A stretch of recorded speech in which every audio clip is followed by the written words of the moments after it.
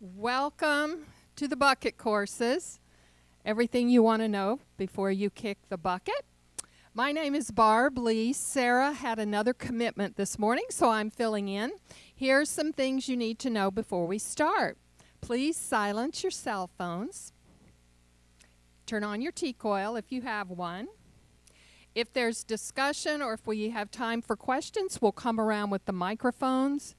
And if you're able, please help put up the chairs at the end. Okay. Now for the main event. Last week, we learned about the process behind the Build a Better Grinnell project, a community-driven initiative designed to identify and prioritize local needs. Today, we'll have part 2 of that presentation. And we'll learn about the key findings from the project, including Grinnell's feedback on the top 7 issues. Monty Roper, professor of anthropology at Grinnell College, is here to inform and enlighten us.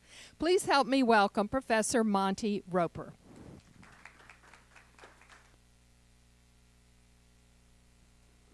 Thank you. Can everybody hear me okay? All right. How's that? I'm going to stick it right next to if I feel it against my face, that's probably good. All right. So my name is Monty Roper. I am in the Department of Anthropology at Grinnell College. I have lived in Grinnell since 2000, so a few years. And I've been working on community-based needs assessments and program evaluations for a little over half of that time. I have a couple of courses in the community that I run that do needs assessments and program evaluations for organizations around the town. And then for the last 10 years, I've run the Spark Community-Based Social Innovation Challenge, which partners students with community organizations to come up with a solution to a problem. And then the Wilson Center for Innovation Leadership supports that by giving out grants to those organizations. So we gave out $8,000 this year, about a month ago, to 2 organizations, Imagine Grinnell and Read to Lead, for projects that they had developed in association with their students. Today I'm going to talk about the Build a Better Grinnell Community Visioning Project, which really was a full community activity. I'm the research director, but really I see myself in the capacity of this project as a collaborator with the community as a whole and with the various institutions around the community. As mentioned last week, Nicole and Melissa were here, and they gave an excellent presentation to kind of orient everyone with some of the background on the project and the structure of the project. So I'm going to not go into a lot of detail about that. If somebody wasn't here and wants me to fill in a little bit about why the certain organizations were kind of on the leadership council and others weren't, or kind of how decisions were made, I'm happy to go through that. I'm going to present a little bit more today on the methodology than I have. Some of you have probably seen a presentation like this in the past. I've been doing this thing all over town, presenting the various parts, presenting the final findings. I think we have a full hour today, so I've got a little bit more time to try to squeeze some things in. So I'm going to talk a little bit more about maybe some of the methods that we used at each stage and how we process the data. You might find that interesting. If not, you can tune that out, and I'll get to the results shortly after the methods for each section. I'm going to encourage you to check out the buildabettergrinnell.org website. I was going to show you the site, but it seems like I can't navigate away from this without this and then get to the other thing. So I have to close this, get the other thing, reopen this from a file. It would take 10 minutes to deal with this. So what I'll say is if you go there, it's not all that complicated to navigate. There is a thing that says, look at the data or see the data. And if you go to that page, you will find the results from our phase 1 research, our phase 2 research, and the 7 prioritized final reports, as well as a final summary report. So there are in total 7, 8, 9, 10 reports on there that provide a lot of detail about the methodology. There's a summary version that just provides the detailed versions. There are 7 30 to 50 page final reports on each of the prioritized issues. So plenty there if you want more details, and I really encourage people to go and dive into that. And there's also a link there that says, get involved or something like that. It reaches out to an email which Melissa and Nicole receive. And so if you're interested in, that priority is really near and dear to me and I want to get involved, how do I do that? Send an email, and if there's an organization currently working on it, like the Grinnell Alliance or the Mental Health Consortium, they'll help put you in contact with those groups. If there's not, maybe they can help you figure out how to start a group and start working on one of the problems that was identified. So this is I say this because this is an ongoing project. I'm not presenting the end of the project, I'm presenting some of the research results, but really this is now, the idea is that this is Build a Better Grinnell 2030. This propels us to be making change and action for the next 10 years or so, and we hope that everybody is in this room and the greater community is involved in this. All right, so briefly, what is the Visioning Project? Nicole and Melissa talked about this a little bit last time. Generally, it's a needs assessment, but it goes beyond a list of needs. When we say needs, we mean kind of gaps between where we are now and where we would like to be. Right? So there's an aspiration there to improve something. But in addition to identifying those needs, we want to identify the strengths and the resources that are available in the community, the assets that we have at our disposal, but as well as those things that we think are important about us, a story that we want to tell about the Grinnell community. So we also identify values and attitudes, and then we narrow down to a set of priorities and then explore those priorities in the local context. I want to highlight that the process in this project was just as important as the output. We're not just trying to get to that final list of needs. We're not just trying to get to, what do we need to do? We're trying to bring the community together as we go through the process of collecting data. We're trying to reach out to everyone in the community who has something that they want to say and hear from them, so that it's not just a group of 20 organizations sitting in a room making a decision, because in the end, that is not what it was. It was a group of helping to oversee that the project worked, to hear from members of the community as many ways as we could. And so it was really trying to be transparent, to communicate regularly. I'm surprised you're all here. I think it's great, but I'm always a little shocked that people aren't sick of us yet. But that's kind of, in a way, it's sick because you've already become so involved and you're happy that things are going. So we've tried to involve the community, enhance organizational connections, and get everybody excited and active around action. The last time they talked a little bit about the funding. The project was funded by a USDA Rural Placemaking Grant, and this is the first one of those kind in the state of Iowa. And then there was co-funding from the city of Grinnell, Grinnell Mutual, the Claude and Dolly Arns Foundation, and Grinnell College. The project took place in 3 primary phases. And this is when I say for the project, I mean the research took place in 3 primary phases. We started out very broad, trying to identify the strengths and concerns in the community. We then prioritized those concerns. We narrowed down the list. We said, what do people want to work on most from this? And then we dove deeper into these 7 issues. And so this is what I'm going to go through for the next however long we go here today. I think we've got 30 minutes or so, then we take a break, and then we come back, right? So we'll see how far we get for the first 30 minutes, and we're going to work our way through these. And then there's the phase. These are the research phases. The 4th phase, which isn't listed on here, is really the action phase, which is where we are right now, trying to take all this knowledge that we've gathered and make it have an impact on the community. We also had research cutting across all 3 phases. So we collected a lot of archival documents in the community, the hospital, MICA, other organizations are regularly doing their own kinds of assessments and research, and we wanted to pull all of those together and include them in ours. And so we have quite a collection of those, school district reports as well. And then we did about 80 interviews or so with community experts representing over 40 distinct community organizations. This is government, business, nonprofit.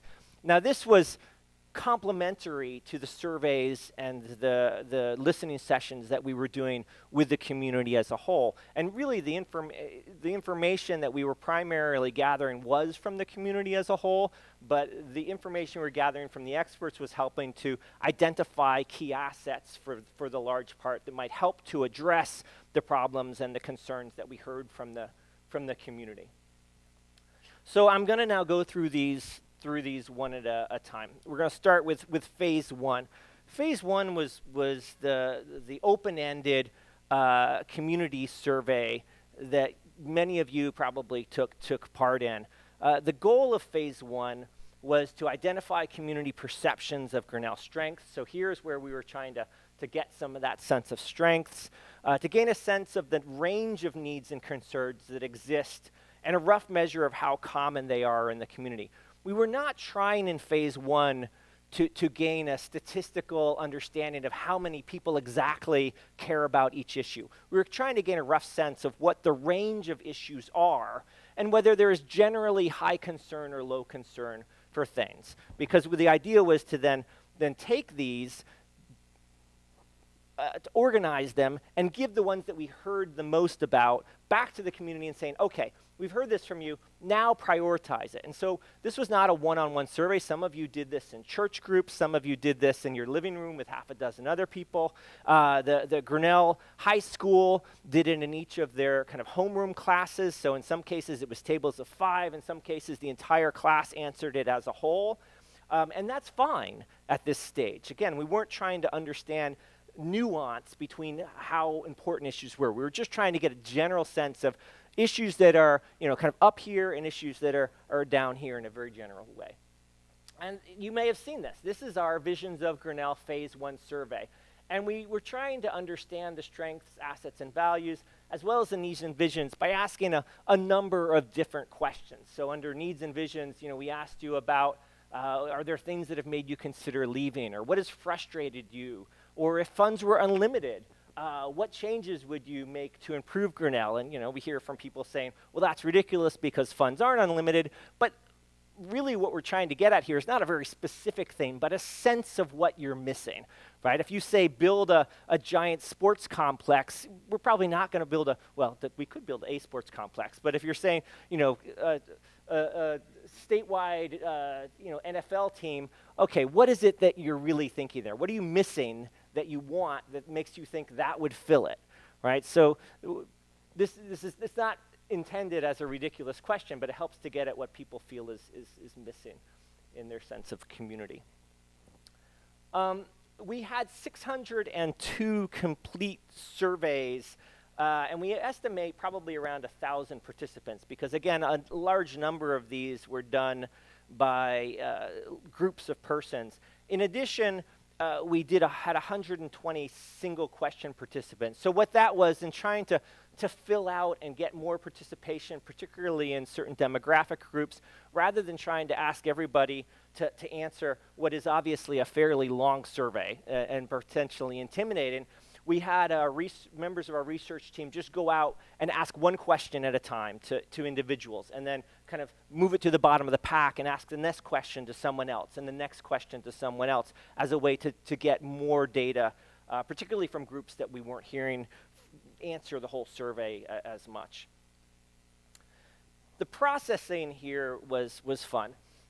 We had over 3,000 things identified as needs, right? Because even though we had 600 surveys, there were multiple questions there, and then some people would just give us lists for each one. So we take all of those, and then the idea was to kind of play the old Sesame Street. Some of these things are not like the other, and which of them fit together in a pile. We're doing a kind of a pile sorting or a categorizing.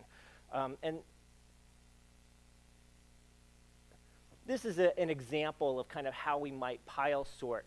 This is the things to do in general category, right? So if you go and you look at our data, there are a bunch of categories. Things to do is a category, business or economic development is a category, health is a category, kind of needs for children or childcare maybe another category. There's a whole handful of these.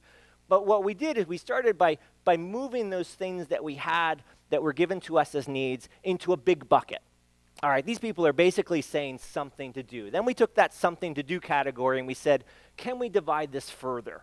What kinds of things to do are we hearing here? So in this case, we divided this into people were saying specifically community events or festivals, for example. People talking about maybe just generally more activities for family or for kids, or hangout spaces for teens, or maybe specifically things to do in the evening or nighttime.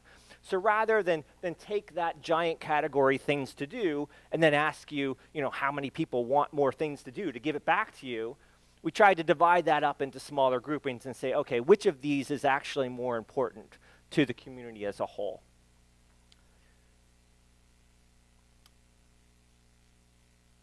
All right. So now I'm going to talk a little bit about the strengths data. So I'm going to come back and show you the list that we got from this in a minute, but I'm going to jump to the strengths data now. And one of the questions that we asked was, what makes you glad to live in Grinnell? And what you can see here is both a listing on the left and then the word cloud on the right includes all of the things that were mentioned. I think this listing is only the top 19 or so, might be 15. We also asked, what are the things that have the most positive impact on the quality of your life? Most of those things are included here, so I'm not showing you the whole additional chart based on that. But interestingly, the 3 additional things appeared kind of in the top groupings, over 5% of all participants, and that was jobs, health and medical care, and church. So again, this is why we ask the question in different ways, because when we ask, what makes you glad to live in Grinnell, there's certain kinds of things. When we ask what has the greatest impact on your life, most of them are the same, but then people think about some additional things about specifically an impact, right? So again, churches pop up in that second category that helps us understand, again, what people perceive of as important assets that they have in the community. So for me, why this is important is it helps us gain a sense of who we think we are, how do we understand ourselves as a community, what's important to us. This also helps identify certain kinds of assets or strengths in the community that may be helpful in addressing those needs that we're identifying as well, right? It's also something to celebrate. We didn't want this project to just be, what are all the things we think are wrong with Grinnell? We wanted it to also be, what do we value? Who are we as a community? And what do we like about ourselves? Another question we asked that I really liked was, tell us about a time when you felt particularly connected to the community or proud to live in Grinnell. And here you see the top 15 responses. I really see this as a question of what makes the community more than just a combination of people, right? What is it that makes community? This is that sense of connectedness, right? Where you feel like a member. And you can see the top responses here: volunteering and giving service, neighbors helping one another after the derecho, Jingle Bell holiday. I think it's also useful to break these down a little bit. So you see some of these are fairly similar. Volunteering and giving service and neighbors helping one another kind of has a similar feel, while Jingle Bell holidays and events is also a similar feel. So if we break these down into categories, you can see community events and gatherings, right? Where people come together as a community is very high. That includes things like Jingle Bell holiday, homecoming, for example. Or when people help one another, kind of neighbors helping neighbors, people reaching out and helping others in need. Then town improvements and amenities, or pride and connection to the local businesses in downtown, for example. When receiving recognition from outsiders for town qualities or success. So when Grinnell High School made the championship in something, or when the town is recognized nationally or at the state level for some achievement. And yet I'll point out that 34 people answering this first survey said that there were none, or they never felt connected to the community. We also asked people about their core values, and in all this,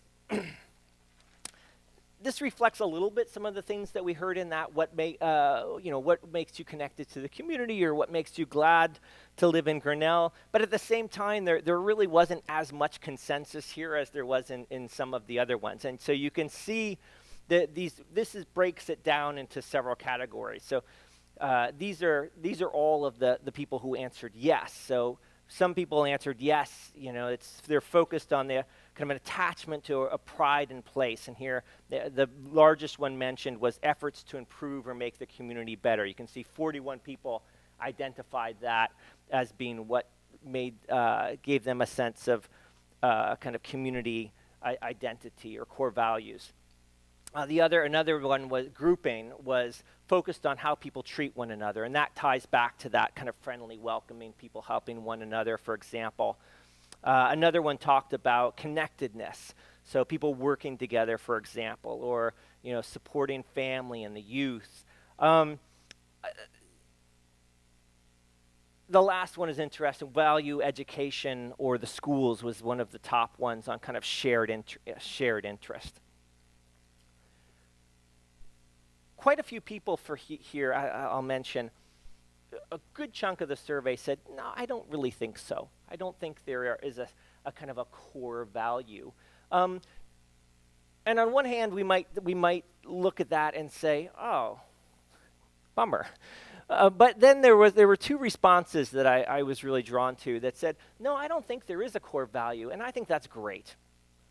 Like, we don't all need to have the same values, right? It's good if we can get along as a community, but if we value different things, that's part of diversity, and diversity is fine with me, is what a couple of people said. And I thought, oh, that's okay. So maybe I shouldn't look at the fact that there was not an overwhelming, yes, there's a core value, and here's what it is, because maybe that's not necessary. All right, so here is coming back to sorry, I kind of jumped around here. Coming back to the needs issues. This is the top 46 issues that were identified.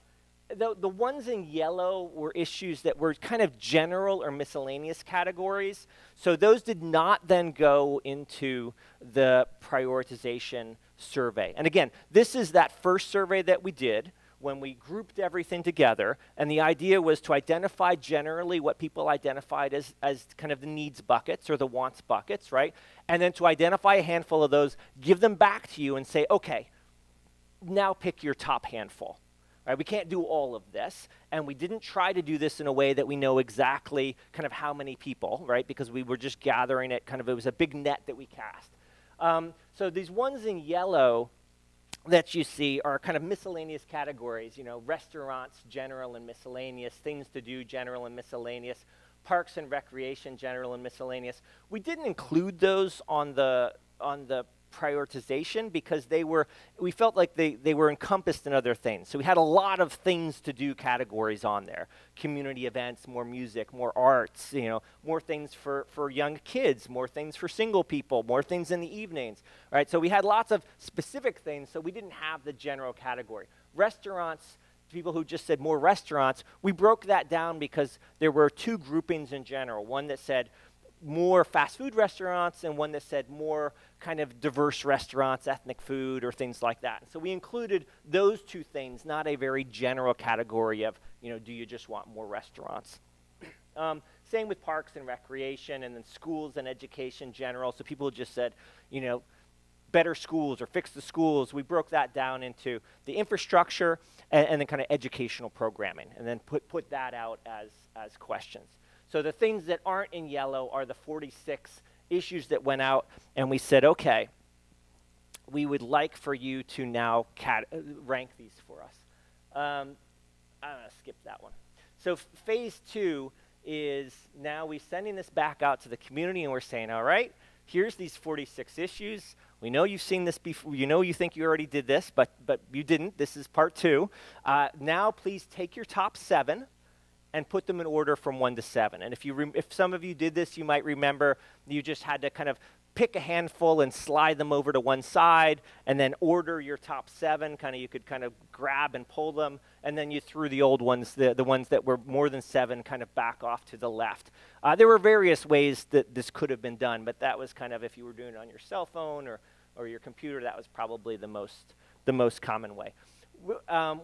This was open from May to July 2023. We kept this open a little longer than initially intended because we were getting really high response rates, but we were also paying attention to the demographic on this. So we had questions asking about age and economic status and racial categorizations, and we wanted that to, as close as possible, reflect the makeup of the community.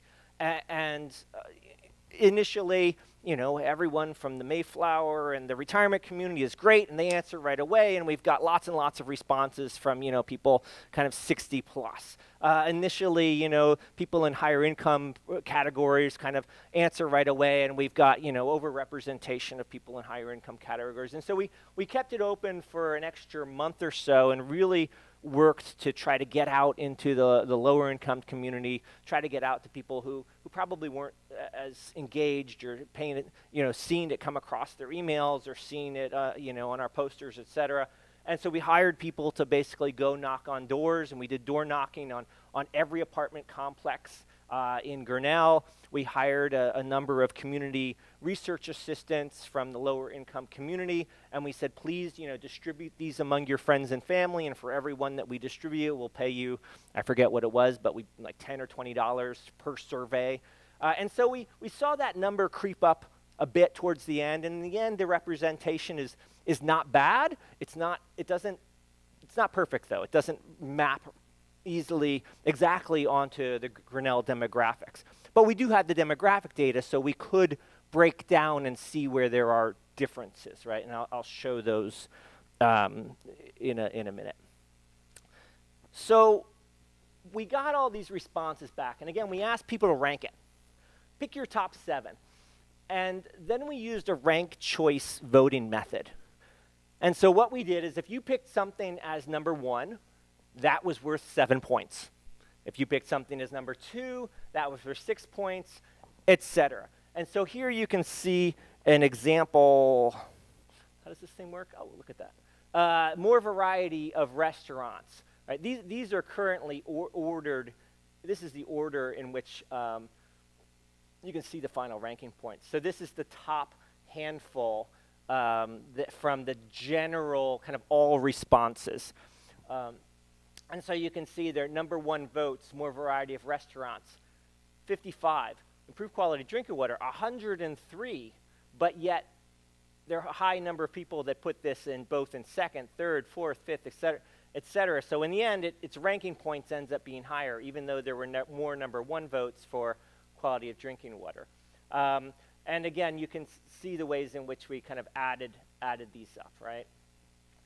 One thing that I'll note is that the response rate for Grinnell College students was really good on this.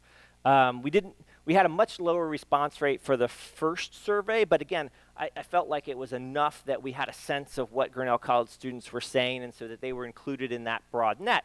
But on the second survey, we learned that if you give Grinnell College students fresh fruit, particularly berries of some kind, they will stop and spend time with you, 10 minutes or so, and answer any kind of survey that you have. So this was kind of a kind of something really important that I've learned from my research methods classes, because now I know how to get surveys done on campus anyway. Fresh fruit, that's the trick. And so we had a lot of responses from students, but that created a problem in that now the student responses were disproportionate to the rest of the community, right? So what we did is we then modified their responses and basically said, Grinnell College students as a percentage of Poweshiek County, we took that as our number, right? We're gonna make that proportion the same here as the number of responses on this to the number of other people that responded, right? So we're gonna make that proportion the same. And in order to do that, we basically made each Grinnell College student vote worth 1/3 of a vote. So now each Grinnell College student is basically worth the same amount that they are as a representation of the community as a whole, right? In the end, it wouldn't have mattered. It didn't actually make a difference, but we wanted to be honest about the methodology, right? This is what we're doing. You know, we're not going to muck it just because it doesn't matter. We're gonna say what we're going to do. We're going to do what we said. All right. Is this clear enough? Kind of how I explained this ranked choice vote-in? All right, so we haven't actually gotten to how we selected the top 7 issues. All I've told you here is how we created ranking points for the top 7 issues. But going into it, we had a strategy that we advertised to the community as a whole, where we said what we are going to do is, because we recognize that we're probably not going to get as much response from low income, and we really want to be sure that we meet low income needs here. We're going to take the first 2 issues selected by lower income respondents, and we are going to make those the first 2 issues in our prioritization issues, right? We're going to put those in the box of, okay, these ones we're doing. And what it was, their top 2 issues were improved quality of drinking water was number 1, and more variety of restaurants was number 2. Now, what I'll say is, again, that's what we said we were going to do, and so that's what we did. If you look back at this list, it wouldn't have made a difference, because the top 2 issues of low income were the same as the top 2 issues of everyone in the community, but just in reverse order, right? The next 3 issues we then took from the community as a whole. What were their top 3 issues? If they weren't, the idea was to take the next 3. If they were different than these, fine, we would take the top 3. If they were the same, then we would just skip down and take 3, 4, and 5, which is what we ended up doing. So 3, 4, and 5 on the list was improve K-12 buildings and infrastructure, improve or expand mental health care services, and improve roads and road maintenance. So that was the top 5 issues. The top 5 issues were selected. Oh, hello.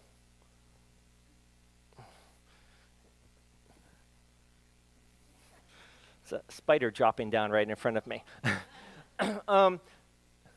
So the next 3 issues were from the whole population again. And so we have our top 5 for our prioritization. And again, the idea is we're prioritizing. Now what we're going to do is go and figure out, well, you said this was your concern. What do you mean by that? What do you think we should do? What kinds of things are already happening? What have we tried in the past and worked or didn't work? Right? So we're going to dive deeply into these top 7 issues, or these top 5 issues. The final 2 issues was at the discretion of the I forget what we're calling it now, of the oversight committee. All right, so we had this oversight committee that Nicole and Melissa talked about last time, which was kind of 20-plus representatives of 20-plus organizations from the community who had been with the project and helped to make sure that we were staying on track and did regular evaluations of the research methods. For example, before we closed the second survey, we presented what our demographic findings were, like who has participated. And we said, do we think we're ready to close it, or should we keep it open longer? And it was in this committee that we made the decision, let's keep it open a little bit longer. Let's really try to focus on this. So there was that regular kind of feedback and presentation to the committee as a whole. But this was their chance to have a say, and the idea was we provided them some additional information it was kind of an overall preliminary assessment from the community based on a whole range of things. So we provided them data that we had collected through all of those interviews and through comparison with 4 peer communities that we had identified, Pella, Fairfield, Waverly, and Decorah, to show them how we compared to these other communities on a range of general community issues. So, for example, health care, child care, economic measures, recreation, et cetera. Kind of the typical things you'd see go into an overall community assessment. And then the idea was that they could look at that information, that kind of overall objective information, together with the priorities identified by the community, right, the listing of priorities, and decide if there were things further down the list that maybe should be highlighted because relative to our peers and relative to kind of national measures of how we ought to be for, childhood education or certain health measures, this was an issue we really wanted to work on, right? So that was the opportunity of the Oversight Committee to push things up the ladder, if you will, for those final 2 issues. First 5 were directly from the community. The committee kind of looked at that data, and in the end, they decided to go with what were the next 2 issues on the overall list, all right? And so you'll see that they decided to go for less racism, higher wages, and lower prices. And the less racism issue was of concern, particularly it was a very high concern among the college students, right? But not just among the college students. This is not exclusively, again, they were only worth 1/3 of a vote here. If they were worth more than 1/3, that one would have pushed much higher up, but it still would have been in the top, it wouldn't have changed what was in the top 7, it just would have shifted the order. So there was some concern about that because we were hearing about that from also demographically from members of the community, kind of non-white members of the community, we were hearing from that as well as people, individuals at the schools, we were hearing from that. And so they said, okay, this is something, let's take another look at this. We'll keep that as number 6. And then number 7, higher wages and lower prices. We had a lot of discussion about this. What can we really do about higher wages and lower prices? I mean, there are some things you can do. You can create kind of cooperatives. You can, unionize perhaps. Other kinds of strategies that one might do to help to lower prices, push wages higher. You might change the tax structure, whatever. But more so, the reason that we kept that one was not because we thought we were going to solve that issue, but we thought that this was a good way to capture a lot of the concerns of the lower income community that maybe existed elsewhere on the list. So this was a way for us to say, what about this is troubling people the most, right? When they're saying prices are too high or their wages aren't meeting their needs, what is getting in the way? Is it childcare? Is it housing? Is it the cost of food? Is it the cost of energy? Right? So there were kind of a lot of potential other issues that were in that list that we could focus on through this broader question. So this is why we kept this on the list as well.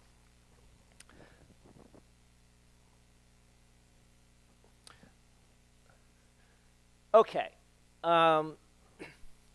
I'm going to go over this, and then we'll take a break. So I apologize that this stuff is small. I encourage you to go back and take a look at this online.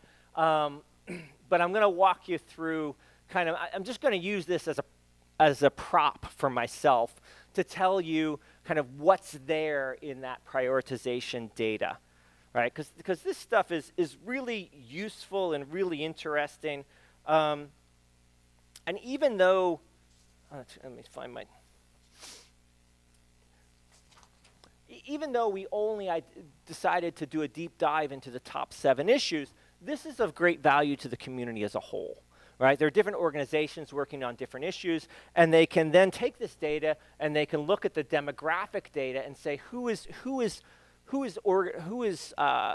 seeing this as a main issue, even if it's not one of those top priorities. So what we see here is the issues on the left are organized by the votes that they received by the community as a whole, with Grinnell College students modified as 1/3 of a vote, right? So this is kind of all responses. You can see the top 23 or so. I don't get down to the 46 if I'd put it on here. Not even the front row could see it, or I could see it. I don't know if anyone can see what this is, but anyway, I'm going to tell you what's up here. So here you can see again the top 23 issues. These are the top 7 by the community as a whole, and as I mentioned, these are the ones that ended up being the ones that we're doing. Now again, it didn't have to be the top 7 for all responses, because the way we did it, it could have been lower income would have had issues that were down here for all responses. But it just wasn't that way. So it just worked out that the top 7 are the top 7 for all responses. Here you can see lower income grouping. Here you can see racial and ethnic minorities. And again, what is in green are the issues that group ranked as its top 7. All right, so they stay in order. So more variety of restaurants, or we'll come down here, right? So for example, let's try and find one. More housing options is number 11 for all responses. For racial and ethnic minorities, they ranked at number 5. All right.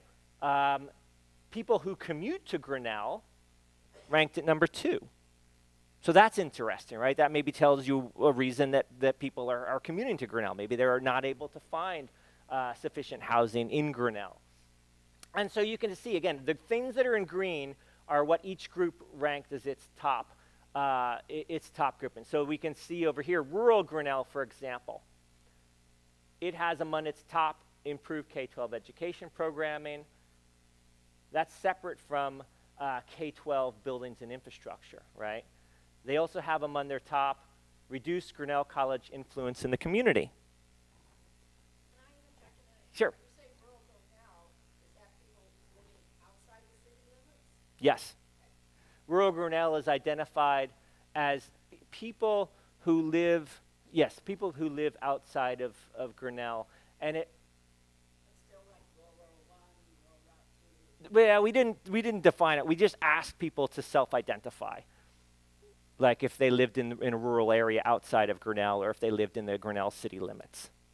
So, but it's not like the rural Grinnell is not like they live in Montezuma. So it's not all people. Some people who commute to Grinnell may be part of this rural Grinnell, but not all rural Grinnell. But it's not all of rural Grinnell, right?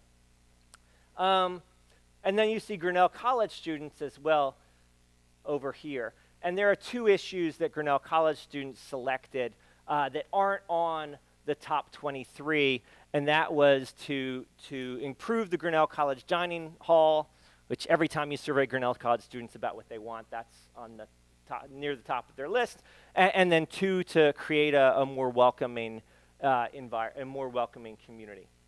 One of the things that stands out to me here, and I hope it stands out to you as well, is that every single demographic group has at least 4 of their top 7 in the kind of top 7 for all responses. In other words, there's a fair amount of consensus around a lot of these issues.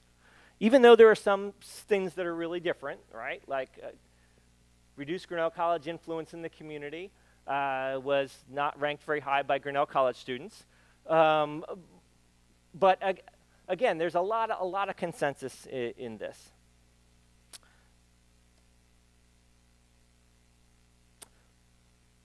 Okay, I think what I'm going to do now, that is gets us to, we now have our 7 priorities. And we also have, again, all of this data, because I'm going to move on. We're going to leave the rest of it behind. We're going to talk about the top 7. But hopefully the community and community organizations are not leaving the rest of this behind. There's a lot of data out there. We're continuing to mine it and to share it. So what we'll do is we'll take a break and we'll come back, and I will talk about the deep dive into those 7 issues, how we did that, and what we learned from that after our break. Okay, we'll take a 10-minute break. Listen for the bell. I have a quick question. Sure. Perfect. All right, I was told I was fading in and out when I turned my head, so I'll wear this thing like a crown. Feels like this is TEDx or something. All right, I'm going to hit the button here to bring this back in. So I'm going to talk now about the kind of how we went through the 3rd phase. And again, this is our deep dive. We've got our 7 issues prioritized at this point. But now the question is, well, what do people really mean when they say that Grinnell's drinking water they don't like, or that there aren't enough restaurants. Are they complaining about the taste or some other aspect of it, how it makes their skin feel? The water, not the restaurants. Or some of the other issues that they identified. And what ideas do they have, right? There's a quote from an organization called Andela.com that said, genius is evenly distributed, opportunity is not. With the idea that a lot of people have good ideas about how to make things better, or how to solve problems, but they don't necessarily have the opportunity to be involved in the decision making. So we wanted to hear from the community, particularly those who were experiencing these problems or who had put these down as one of their top concerns. Well, what would they do about it? Not that we're depending on them for an answer, but they should have an opportunity for input.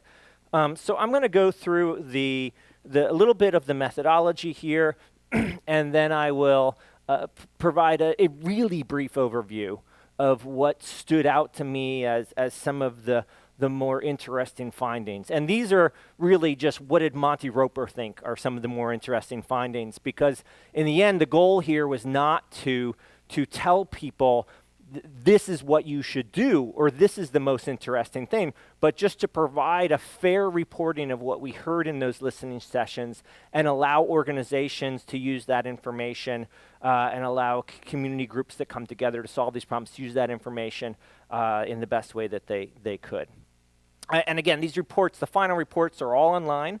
There are a lot more details, 30 to 50 pages for each one.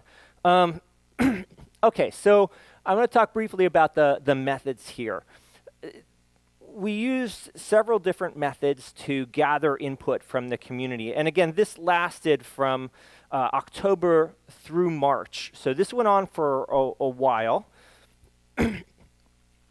We had 3 listening sessions. We scheduled 3 listening sessions on each issue and 9 paid focus groups. And so we did this basically month by month. Each month we would have 1 listening session and 3 focus groups. And then we would go through the round of 7, and then the next month we would have 1 listening session and 3 focus groups. And we basically did this until December, and then the rest of it was really processing.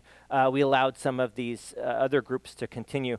We also hired 6 low-income individuals to serve as community discussion hosts in their home. We tried to hire more. We would have liked to had we could have had 20, and it would have been ideal if we could have. But we were advertising and trying to get people to suggest people to us throughout. And basically what we did is we paid them, I don't remember exactly what it was. I want to say it's like $100 per event, and then bought food for everyone who went to the event. So the idea was invite 4 of your friends or family, 4 to 6 people to your house or to a restaurant. Take this tape recorder. Here's a list of questions that we'd like you to walk through, and then just have a discussion about this. And the idea was to really try to get at the answers from that community, knowing that they probably weren't going to show up at a lot of the listening sessions. Maybe some more of them came to the focus groups, but that was a way to try to get some more information. We also went back and pulled information from our earlier research. And so we had all those archival documents that we had collected, right? We had all of those community expert interviews, the 80 or so expert interviews that we had. We also pulled related comments from Survey 1. So we went back to Survey 1 and we tried to see what people said specifically, the more of the details that came out of it about the specific problems. And then we pulled the ranking data by demographic group. So all of that appears in the final report for each issue. In terms of processing the data, we transcribed all of the listening sessions and focus groups. So we did a word-for-word transcription of these. And then we took those and we entered them into an in vivo qualitative data analysis software tool. It sounds fancier than it is. Basically, this is something one could do by hand. I've done it many times by hand, but the tool speeds it up a little bit. Basically, you put the text of the interviews into it, you then go through the text, and then you can pull things from there into, and you can make categories, right? So you can sort things by who's saying what in response to what questions. And I'll show you what the questions were. And then you can go back through once you've done that once, and if you decide to change it, like maybe you initially put things as one category and you realize, actually this is two categories, you can then divide it up into two main kinds of answers. So it is a way to both gain a sense of all of the range of responses, but it is also a way to quantify the qualitative data that we collected, so we could see how many people or how many times across the different sessions. And basically, we didn't try to get at how many people, because it's often hard to distinguish individuals. We rather said, in how many sessions was this thing discussed? It's also problematic to just identify people, because if you're in a listening session and somebody raises an issue, somebody else might say, oh, I don't need to talk about that issue now. That one's on the table. Right, and they'll give a different answer. So basically, it's did it come up in a listening session is how we did this. That took a long time. The transcribing the data actually took the longest. We tried to use automatic transcription services. They're not perfect, and they're not perfect in the worst ways. So the things that they get wrong, they leave a not out of an, instead of saying is not, it just says is and whatever. The thing is, they get the names of specific local organizations wrong. And when you read back through it, sometimes you can guess what it was, but sometimes you can't. And it was important enough to us that we felt like we need to go back through and transcribe these things word for word. It's also important to have the full, in my mind, it was important to have the full transcript or recording of these events, because the alternative to that is to be taking notes as you go. And the problem with taking notes as you go is you can't write down everything. And so what do you write down? You write down what seems like it's going to be important, right? So immediately you're filtering those responses through your own kinds of biases of what you think you're likely to hear. And it may be after 3 or 4 sessions or a month of doing this that you realize, I'm actually hearing this other thing, and I've heard that before, but I wasn't taking notes on it because I didn't think it was going to be important, right? So you're able to get all of that if you have the transcriptions, and you lose that if you're making these decisions as you go in taking notes, right? We also did peer community comparisons on these 7 issues to the extent that we could. So we collected and examined published data relevant to each issue for the 4 peer communities. Here I mentioned them again: Decorah, Fairfield, Pella, and Waverly. And somebody was mentioning, there are important distinctions about these towns, right? These were picked because they were each a kind of a college town about the same size as Grinnell, with relatively kind of on either side socioeconomic statuses that weren't too different from Grinnell's broader socioeconomic status. But yet some of them have really incredible features that bring in a range of tourism, right? And that ends up being important, particularly for like the restaurant issues. When the restaurants are, how many restaurants does a town like Grinnell have? How does Decorah have so many? Why does Fairfield have 13 coffee shops and Grinnell has 2? And so there are issues. Tourism ends up being important in restaurants in particular. For some of the other issues, not quite as critical, right? It affects the economy, but overall the economies aren't all that different. Yeah, so there are cultural differences as well. That's true, and there's no. Again, this was a 2-month-long discussion. I mean, it wasn't like every day for 2 months. This was 2 different meetings where people talked about it. We started out with a list of, I think, 30 peer communities, some of which were even outside of Grinnell, and they were basically kind of 5,000 people either way. Some had colleges, some didn't. And these were communities that in the end people said, yeah, let's look at those. And it's not perfect, but it provides an opportunity for just a kind of a base comparison as well. In the end, I will say some of this data was very useful. A lot of it was not. A lot of it was hard to find. We did deep dives on each of the 7 issues here. We did not do we didn't go to all 4 of these communities and do deep dives with the community on what their perceptions were. So we gathered what information we could by calling the Chamber of Commerce or the city or reading through newspapers and reports that were available. You know, some stuff like health and medical is relatively easy to come up with. Other things like racism and the degree to which people feel welcome or not welcome and events that have happened, not so easy to identify, not the kind of thing that communities are publishing about themselves in great quantities. And so then we also looked at policy options and funding. So for each of the 7 issues, we did a review online of funding opportunities and policy options. So funding opportunities, we just tried to find grants that were available that might be relevant. Some of these are not relevant.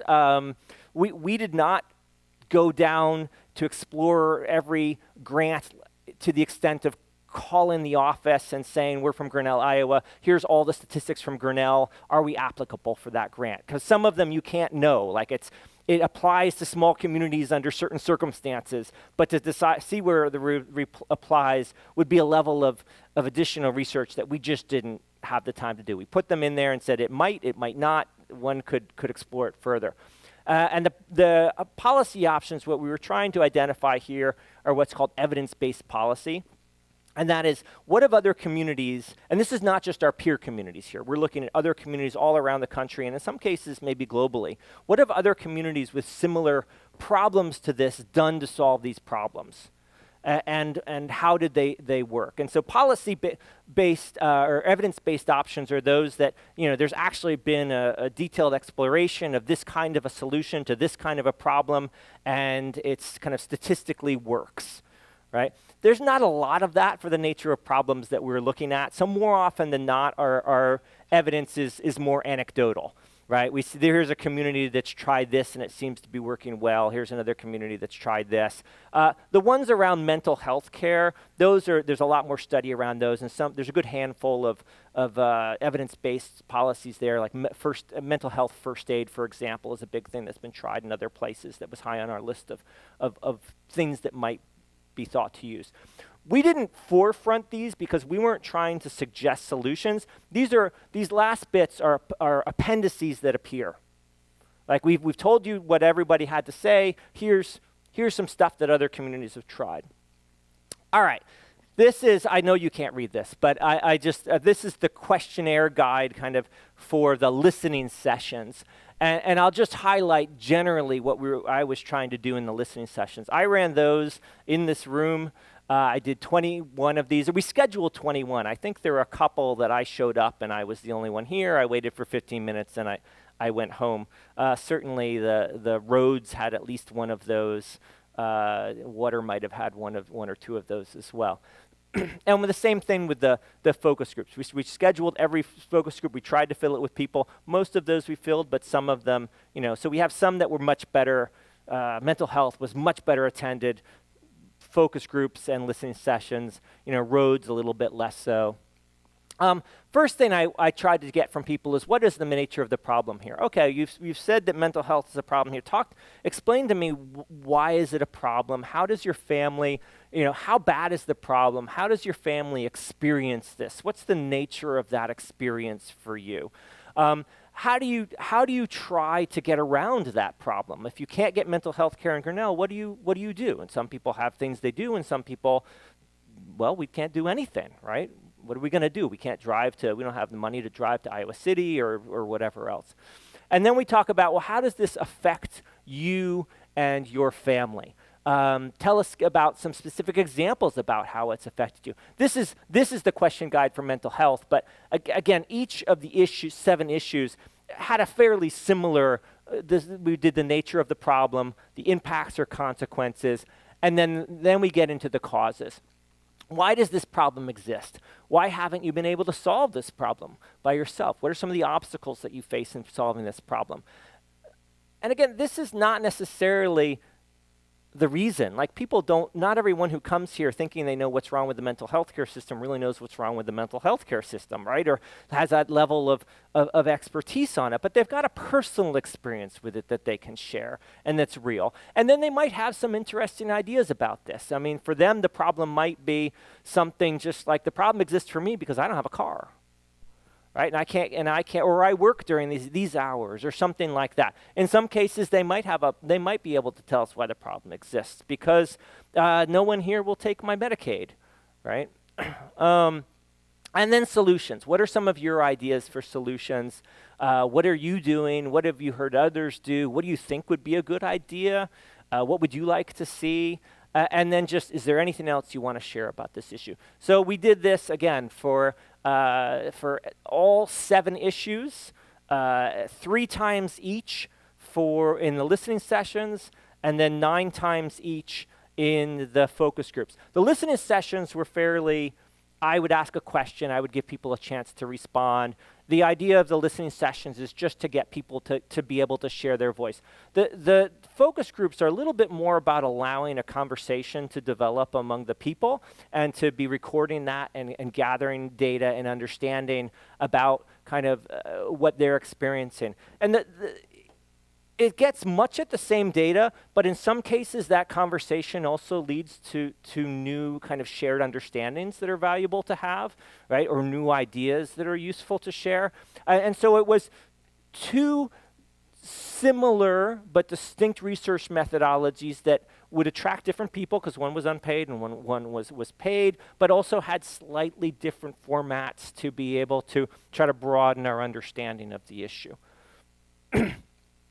All right, so as I mentioned, we took all of that data, put it in the in vivo, we sorted things into their responses. Basically, we sorted things by each of these kinds of questions up here, and then kind of resorted and then came up with numerical responses, how many times people said different things. I'm not sharing all that data today. It took me 45 minutes to just present the final data for the mental health care group. Right, so that's just for that one issue, to go through kind of what was everybody's responses to these, et cetera, et cetera. I'm going to provide some higher level, just general interesting findings, but not share all that numerical data. If you're interested, I encourage you to go to the website. They are all there, and they are free, available online. All right, so what's in the report? I'll throw this all up here at once, or most of it anyway. The goal of the report really is to provide input from the community at large. That was probably something different there. The goal is not to provide a definitive recommendation. I had a little bit of a back and forth with a particular community organization head about one of our reports where they were arguing that there are certain things in the report that are just wrong. And I was like, well, we're not saying that's the truth. We're saying this is the perception of this number of people from the community that this is happening. And they said, well, but you can't put that in a report and put that out there. And so we had this whole back and forth, when it was a very useful conversation, actually, because they are right. Some people will just read through this and they will see what the people say and they will think that's the answer. And so what we're trying to do is highlight, we're just saying this is what we heard from the community. These are their perceptions. And in some cases, if the perceptions are wrong, and you know that as a head of an organization, then you have a communication problem, not a that problem, right? Like that's something you should know and that you need to work on distinctly. So it's really a bit of a community brainstorming effort. We did not make an effort to edit people's perspectives. If we heard, for example, under the water issue, a good number of people said, when we asked, why is this a problem? Why is Grinnell's water bad? They would say, it's because of the farm runoff. And in fact, it's not because of the farm runoff, because the city of Grinnell gets its water from the Jordan Aquifer. It takes like thousands of years for the water to get from the ground down to the Jordan Aquifer. You're not drinking farm runoff unless it's coming, like washing into the wells somehow. So that's a misperception. And when we had things that we had kind of proven data that something was a misperception, we would include that afterwards, but we would still report the perception that was provided. Because again, it's an opportunity for the powers that be to communicate with people in the community to help them understand the nature of the problem. So each of the final reports also includes, as I mentioned, actually I didn't mention this, it includes an overview of the current situation. So for example, the mental health includes an overview of the Grinnell context related to mental health. So there's an introductory section that talks about the ways in which Medicaid works for mental health. So at the state level, and the way the various providers that we have in the community, the roles that they play, how many different kinds of providers there are, right? So it's a little bit of an overview, and then it provides a comparison of us to our peer communities as well. That's just kind of an introductory section. Then it gets into here's what we heard from the community. It also includes a list of community assets. So each report provides a list of all of those things that we've heard that exist in the community that might be helpful in solving these. It often includes, again, non-local assets and policy options. Here is an example of the research report. I think I'm continuing to give I'm using mental health kind of throughout here as my example. They mostly look like this, and again, I'm getting repetitive here. This is a particularly large one because we had a lot of data on this. This one probably is more around 50 pages or so. It has an executive summary right up front. So if you want to, you can just read. It's a one-page executive summary of the key things that we found, the nature of the situation. These executive summaries also exist in the overall summary report, which came out, which is like 17 pages, and it is like it's kind of a summary of what I'm giving you here today, a little bit of everything, but it has the full executive summaries of those final reports here. Each one has a bit on the methods. It talks about that local context, and then it gets into that community input, right? So why are people concerned about this? What's the nature of the concern? All those questions I told you before. There's a summary and a discussion of this area here, what we think we've heard overall, and then we've got a whole bunch of appendices that range from talking about the assets and strengths we've heard. A lot of these come out of those interviews we did, those 80 interviews in the community, but also our own work identifying groups that exist. We've got the peer community there, the policy options, funding options, and the questionnaire guide. So I know all you will be running to those and checking those out tonight. So I'm going to share some sample highlights. Again, this is it would take a whole nother hour to go through a summary of the kind of numerical data that we gathered from each of these sessions. So I'm just going to share some of the ones that popped out. These are kind of interesting to Monty Roper, but they're interesting also because they popped out as key issues. Starting with higher wages and lower prices. Oh yeah, I am here. So some people see the town as very affordable. In fact, I meant to mention earlier, and I'm going to throw it out here because I think I forgot to say it earlier, that when we looked at those, what makes Grinnell a great community? Why do you love to live in Grinnell? And then when we looked at that long list of things that are wrong with Grinnell, you saw some things that lined up there, like people saying that Grinnell is a great place because it's so welcoming and everybody helps each other. Other people saying they feel like Grinnell is unwelcome or they don't feel that they belong here. Some people saying Grinnell is great because there's so much to do. Other people saying there's nothing to do. Some people saying Grinnell is great because what was the other one I was going to mention? Grinnell is great because of the restaurant options, and others say, no, there's not so much. Oh, the other one is safety, I think is an interesting to mention. Grinnell is great because it's so safe, you can walk around. And then also people identifying as a need or a main concern, they don't feel safe. I think those things are really interesting, that they are fairly high, both in the needs categories and in the categories of what makes Grinnell a great place to live. And I think that helps us to understand that there is a good handful of people who don't feel like they're benefiting from those things that help the rest of us feel so connected as a community, right? And it is those things, if you feel like you're missing something that other people think is the thing that makes Grinnell a great place, that's going to make them feel like they don't have a community, right? So this is an example of higher wages and lower prices. Some people in Grinnell see the town as very affordable, yet 44% of all households in Grinnell live below what's called the ALICE measure. ALICE is asset limited, income constrained, but employed. It is a measure that's a measure that's been used to try to replace the poverty level, which tends to be very low. And the ALICE usually looks at those people who are between the poverty level and this measure that is identified as being really necessary to make ends meet in the place that you live, right? To have adequate housing, to have adequate food, to have enough money, for your kids for clothing and school and things of this nature. And so there is a big chunk of people that live between the poverty level and the ALICE level. This 44% are people who just live below the ALICE level. So that includes those who are in this kind of ALICE category and those who are in the poverty category, who are more commonly identified. So while Grinnell is comparable to its peer communities on most cost of living features, food, utilities, transportation, housing, childcare is more expensive by a fair margin. So when you look at the state level measures that we have on expenses community by community, we went around as well and looked at rental prices and the cost of gasoline in various towns, because we heard again and again how much cheaper it is to go to Marshalltown or how much cheaper it is to go to Newton.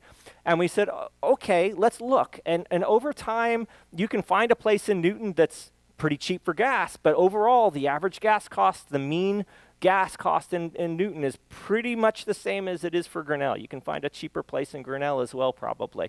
And the same thing over time with housing, that they kind of go up and down, but it's not really that different for a 2-bedroom apartment or for a 1-bedroom apartment. Childcare, however, is consistently higher in Grinnell. And a really important point here is that these ALICE families, again, these are the ones between the poverty line and that other threshold that's been identified, aren't eligible for much assistance. So they often feel the most left out and are struggling the most because they may be just above the poverty line, but yet they don't get any of the kinds of benefits that come with being in their housing assistance or free school meals or other kinds of things, right? Number 6, I'm going from the kind of lowest ranked to the highest ranked. Number 6, reduce racism. I will admit, I've been here for 25 years. I raised 2 children here who are mixed race. We've had some issues, but overall I have the tendency to say, when I hear Grinnell students talk about this as an example, it feels like you're overstating things, right? Is it really that bad? My empathy for students has grown. The incidents may seem infrequent to many, but some Grinnell College students of color feel isolated, and this is the thing that I think we need to keep in mind. They have fewer support networks here than they would have when they were at home. They have fewer support networks here than my children had when they were here, right? Than people who live in the community and know people and have a better sense of individuals, right? And they are legitimately frightened. There are students who are afraid to leave campus.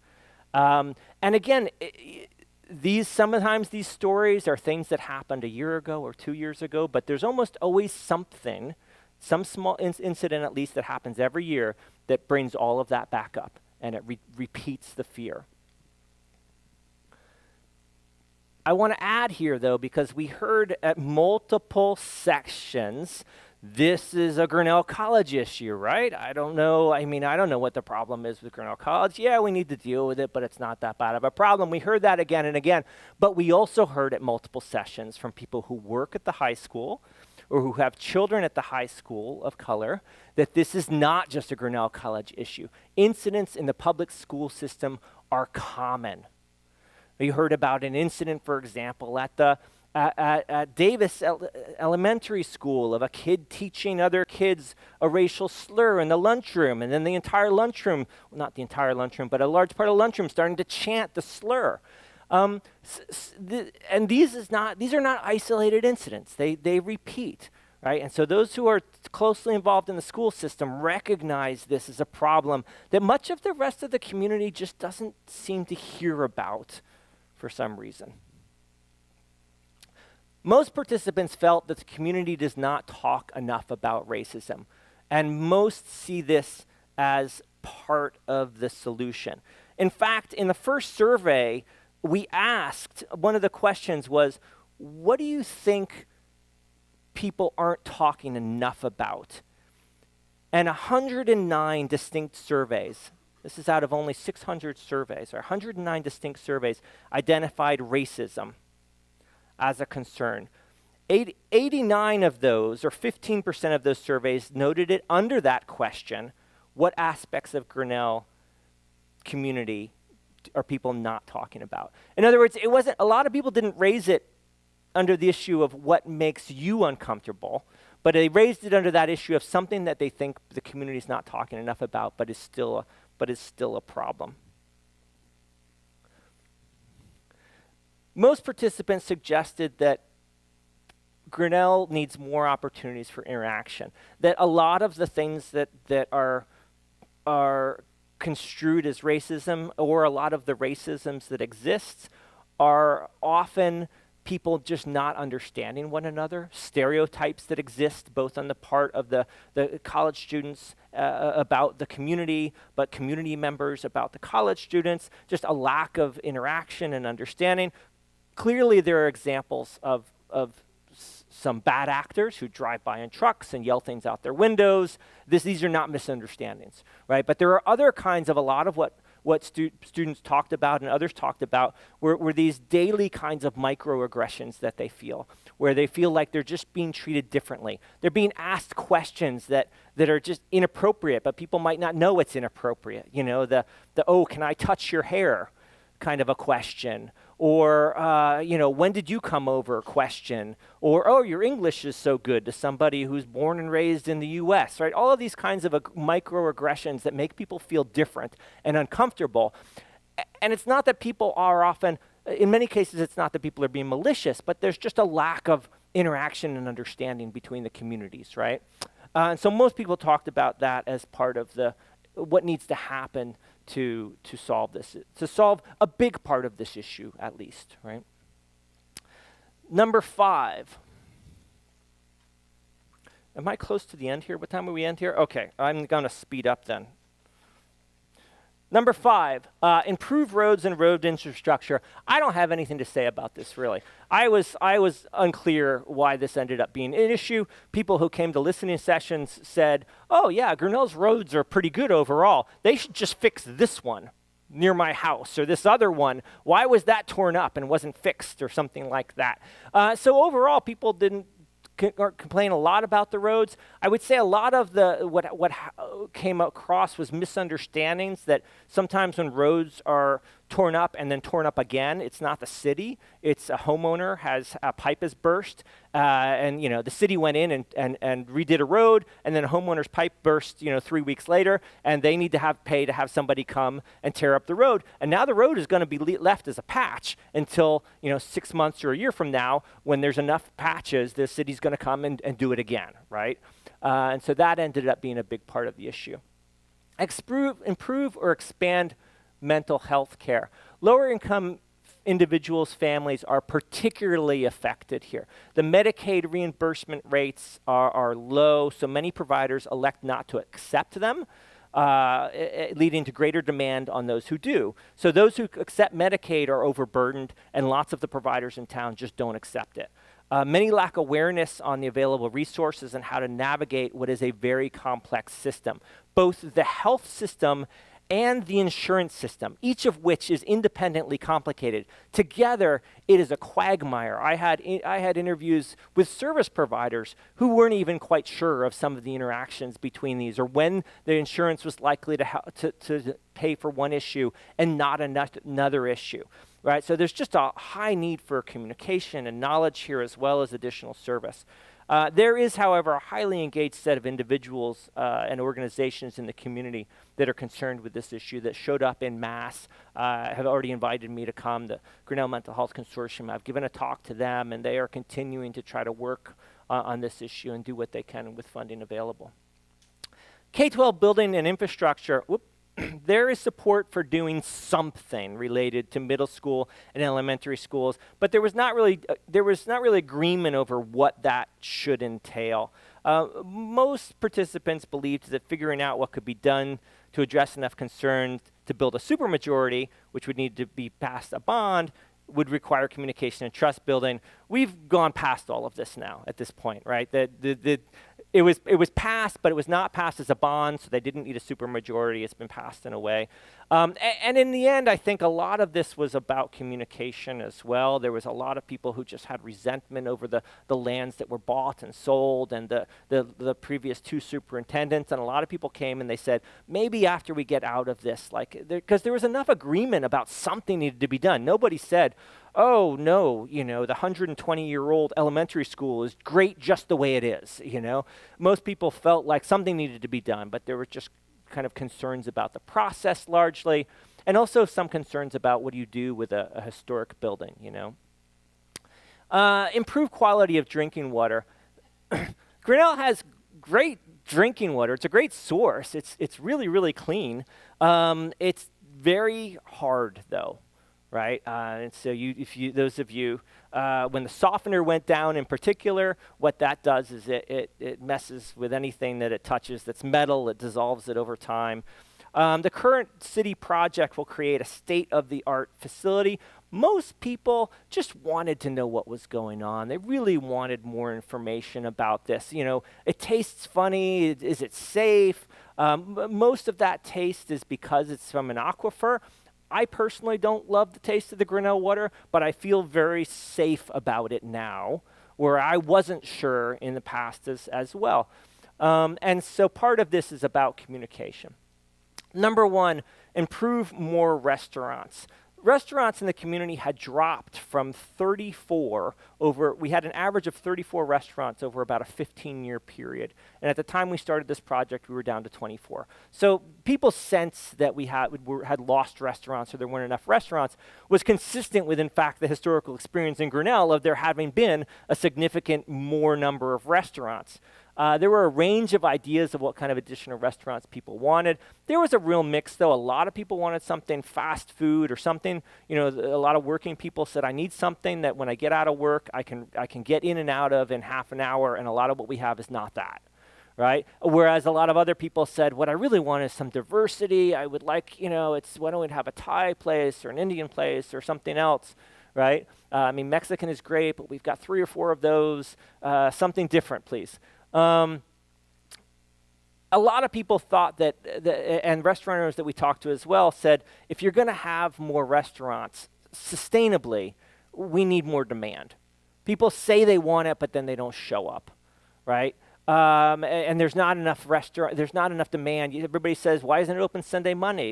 A place opens Sunday, Monday, and nobody comes, or not enough people come to afford to be open. So there needs to be something to increase the demand, and they suggested kind of increasing marketing or more tourism to help to do this. Can I have just like 5 minutes or 3 minutes more?